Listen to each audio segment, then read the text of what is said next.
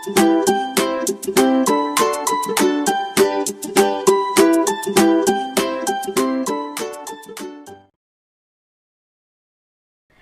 pagi anak-anak. Wah, senang sekali ya kita bisa kembali beribadah online di Gereja Kristen Kalam Kudus Solo Baru. Nah, Lause mau tanya nih, kalau ibadah itu kita harus berwajah marah, sedih, atau gembira ya? Tentunya kita harus gembira. Maka dari itu, Lause mau ajak anak-anak untuk menyanyikan Ku Masuki Gerbangnya. Sambil bangkit berdiri dan bertepuk tangan ya.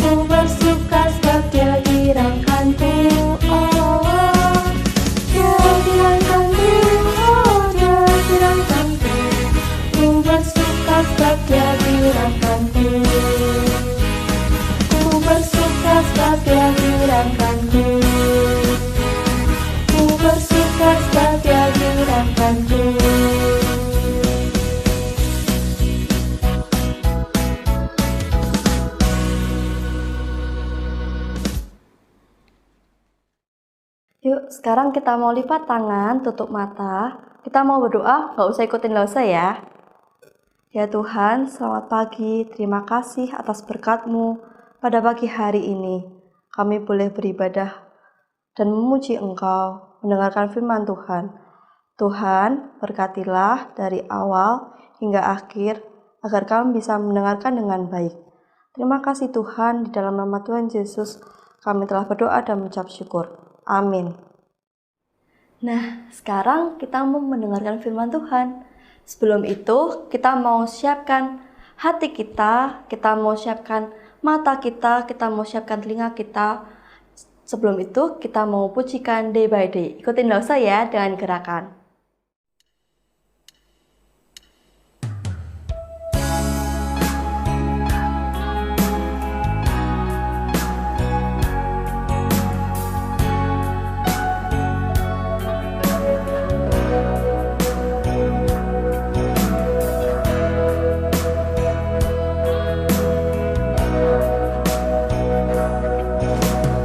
Day by day, I'm learning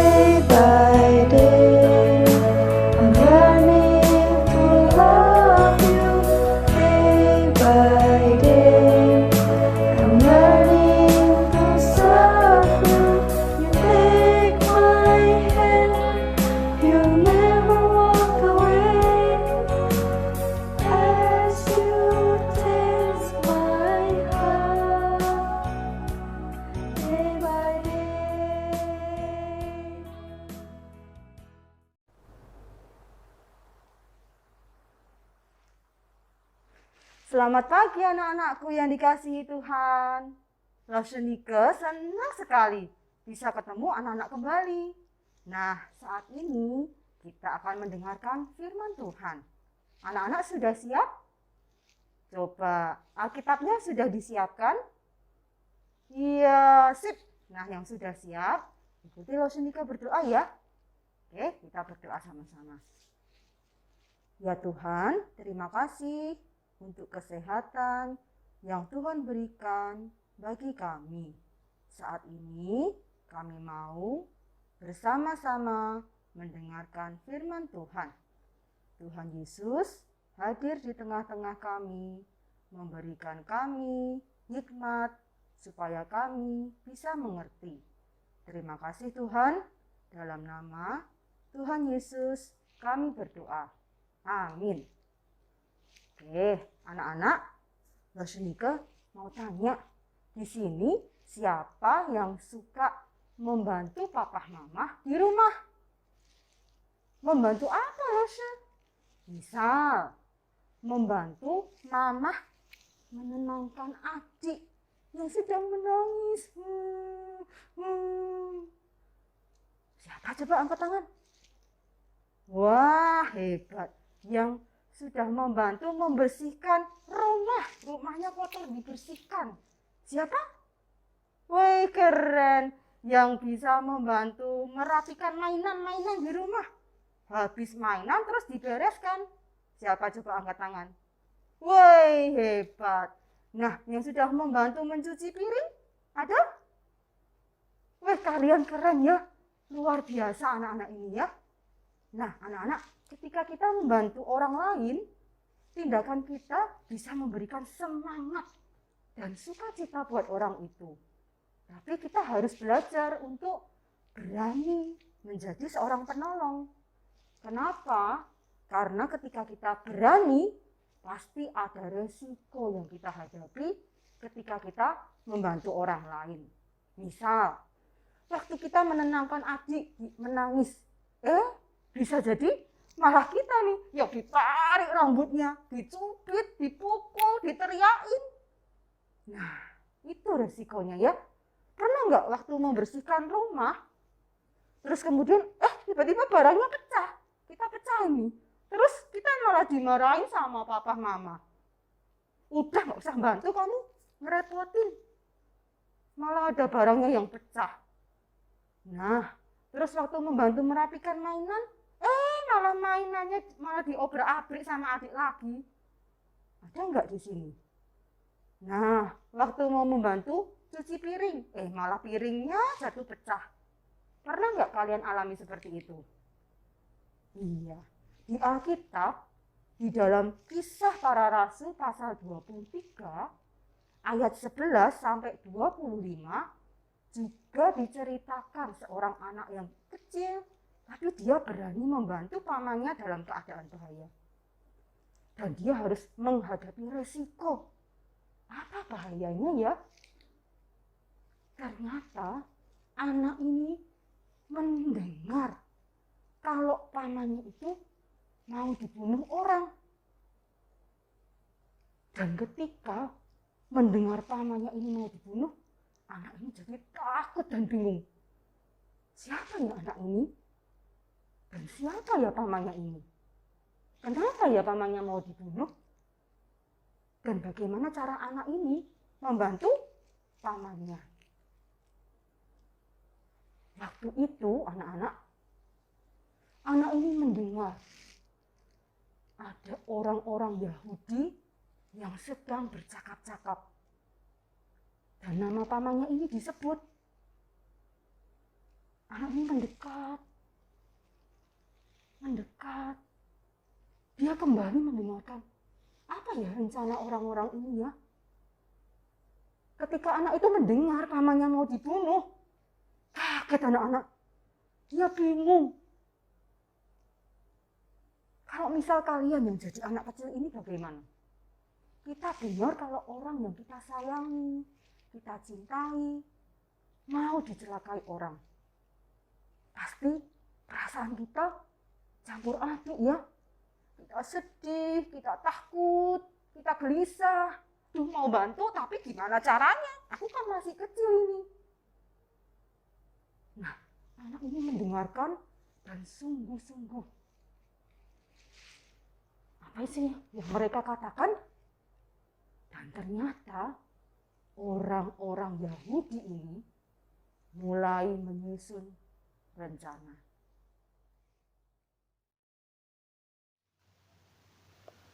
Paulus sekarang berada di kota Yerusalem. Dia sedang mengabarkan Injil di sana. Ayo, kita tangkap dan kita bunuh dia. Aku berjanji, aku tidak akan makan dan minum sebelum aku berhasil membunuh dia. Tetapi, tentara Romawi sudah membawa Paulus ke dalam penjara. Ternyata, sekarang Paulus sudah berada di dalam penjara. Kita harus menyusun ulang rencana kita, agar kita dapat bisa menangkap dan membunuh Paulus.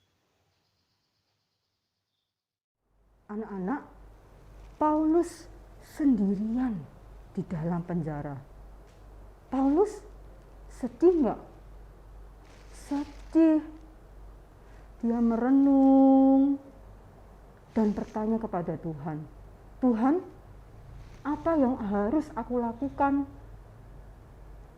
Dan kemudian Tuhan datang kepada Paulus dan berkata, Kuatkanlah hatimu, sebab sebagaimana engkau dengan berani telah bersaksi tentang aku di Yerusalem, demikian jugalah hendaknya engkau pergi bersaksi di Roma. setelah mendengar perkataan itu, Paulus merasa dia tidak sendiri. Ternyata Tuhan peduli sama Paulus. Tuhan bersama dengan Paulus. Nah, setelah mendengar rencana jahat orang-orang Yahudi itu, anak kecil ini bingung. Aduh, aku harus gimana ya? Apa aku enaknya pergi ke penjara menemui pamanku? Oh iya, gitu aja ya. Terus aku sampaikan apa yang aku dengar. Tapi apa bisa ya? Nah, nanti kalau mereka nggak percaya sama aku gimana? Aku kan masih kecil. Kalau aku cerita, malah aku ditangkap, masuk penjara, gimana coba? Aduh. Kalau aku dikejar-kejar gimana ya? Aduh, bingung ini. Pergi? Enggak. Pergi? Enggak. Pergi enggak ya? Anak-anak, pergi enggak ya? Oke. Ya, gitu aja ya. Aku akan pergi. Nah, anak kecil itu lalu berlari pergi ke penjara tentara Roma. Dia berlari mau menyelamatkan pamannya. Nah, anak kecil itu tidak ingin pamannya celaka, anak-anak. Walaupun dia tahu resikonya besar. Tuhan memberikan keberanian kepada anak kecil ini. Nah, kemudian dia menceritakan kepada Paulus apa yang dia dengar. Setelah mendengar penjelasan anak ini, Paulus langsung memanggil penjaga penjara. Paulus minta tolong kepada penjaga penjara mengantarkan anak ini untuk menemui kepala pasukan. Lalu anak kecil itu bertemu dengan kepala pasukan. Anak ini gemetar, takut, karena seumur hidupnya dia belum pernah loh bertemu dengan kepala pasukan. Aduh, gimana ini, aku mau cerita gimana ini? Nah, lalu kepala pasukan melihat anak itu dan berkata, Kamu ada berita apa? Kamu punya informasi penting apa buatku? Ayo cepat katakan. anak ini takut. Apa ya yang harus dia sampaikan? Kemudian kepala pasukan memegang tangan anak ini dan menenangkan anak ini. Lalu perlahan-lahan anak ini menceritakan apa yang dia dengar dan memberitahukan rencana jahat orang-orang itu kepada kepala pasukan. Nah, setelah mendengar penjelasan dari keponakan Paulus, kemudian kepala pasukan itu memerintahkan Paulus untuk segera dipindah ke kota Kaisarea. Dia mengutus berapa anak-anak? 200 prajurit untuk mengawal Paulus. Bayangin ya, 200 orang mengawal satu orang ya. Apa enggak luar biasa itu ya? Nah, akhirnya pada malam hari para prajurit itu melindungi dan membawa Paulus pergi.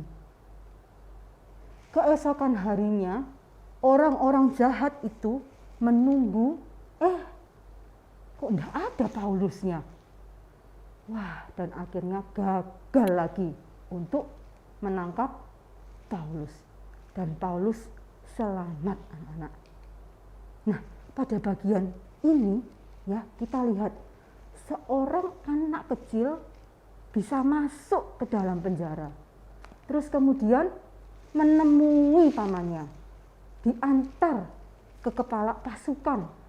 Loh, ini harusnya hal yang sulit, yang tidak bisa dilakukan. Anak kecil loh. Tapi kenapa ya semuanya bisa terlihat mudah? Pasti karena Tuhan yang menyertai, sehingga semuanya bisa berjalan lancar. Tuhan juga yang memberikan apa? Keberanian kepada anak kecil ini. Nah, anak-anak, kita sekarang buka Alkitab kita ya di Efesus ya, pasal 6.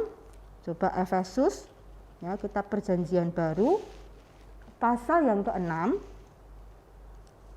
ya, ayat 18 yang B ya. Efesus pasal 6 ayat 18b. Oke, yang sudah ketemu angkat tangan. Wih, luar biasa, cepat-cepat semua ya sekarang ya.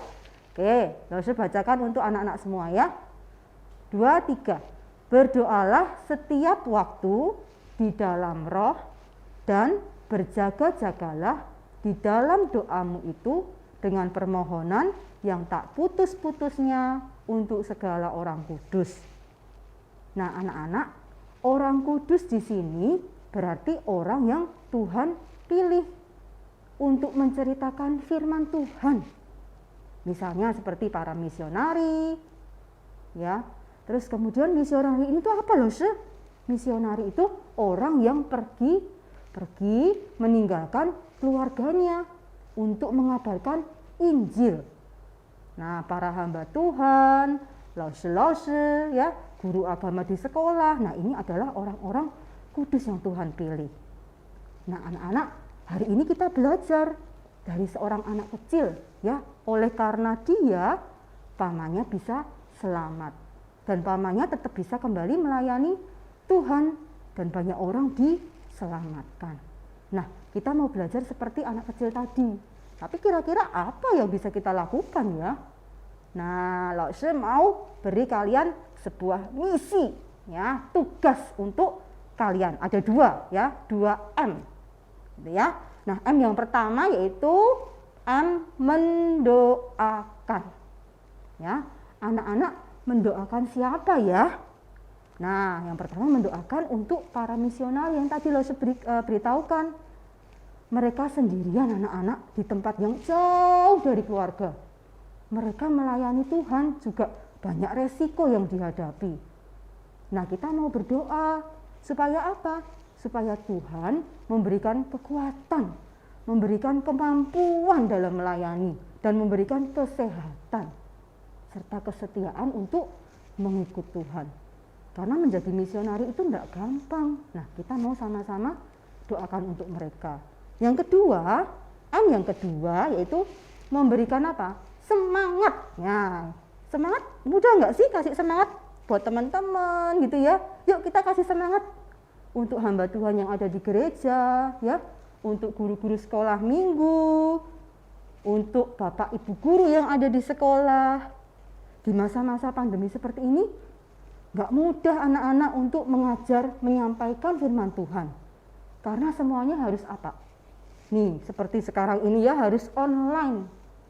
Nah, kita bisa kasih semangat lewat apa? lewat di grup WhatsApp ya. Di sekolah mungkin ada grup WhatsApp, di gereja juga ada grup WhatsApp ya. Nah, kita bisa kasih semangat buat guru-guru, buat lause ya. Semangat lause, Tuhan menyertai lause gitu ya. Semangat lause, Tuhan menyertai lause. Bisa anak-anak?